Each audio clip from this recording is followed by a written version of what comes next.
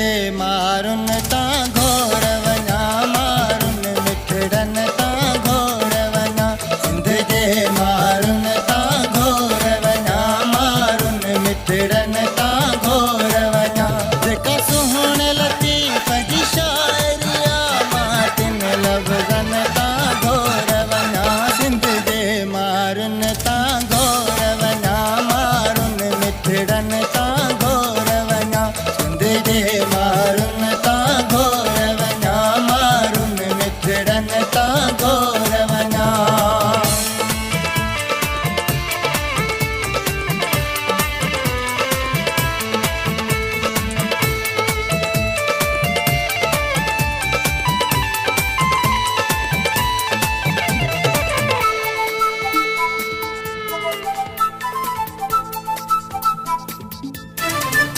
जेको पोरत सिंध जो हारिया मूदान उन्हें तां वारिया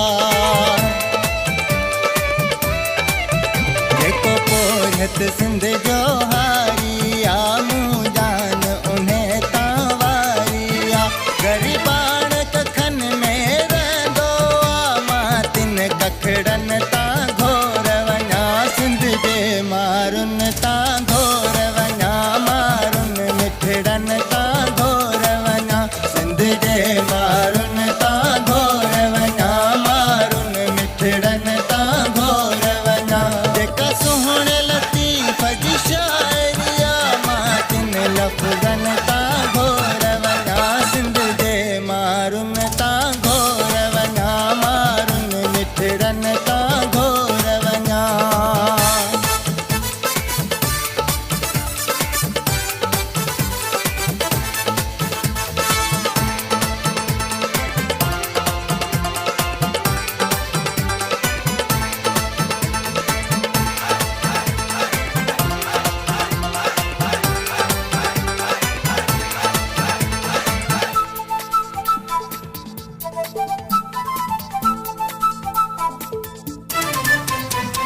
घर मंछर में साहु आहे मुंहिंजो मान सिंधू दरिया आहे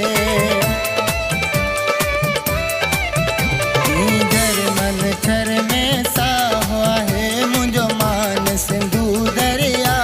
आहे मां घोर वञा कारूं झर तां थर जे भिटुन तां घोर वञा सिंध जे मारुन तां घोर वञा मारुन मिठड़न तां घोर वञा सिंध जे मारुन तां घोर वञा मारुन मिठड़न तां घोर वञा जेका सुहिण लतीफ़ जी शाइरिया मां तिन लफ़्ज़न तां घोर वञा सिंध जे मारुन तां घोर वञा मारुन मिठड़न तां घोर वञा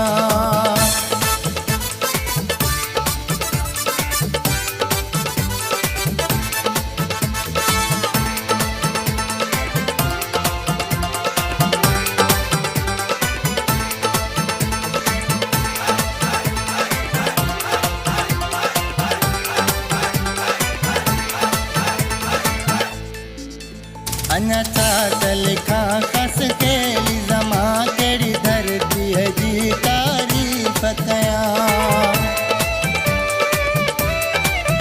अञा छा त लिखां खस कहिड़ी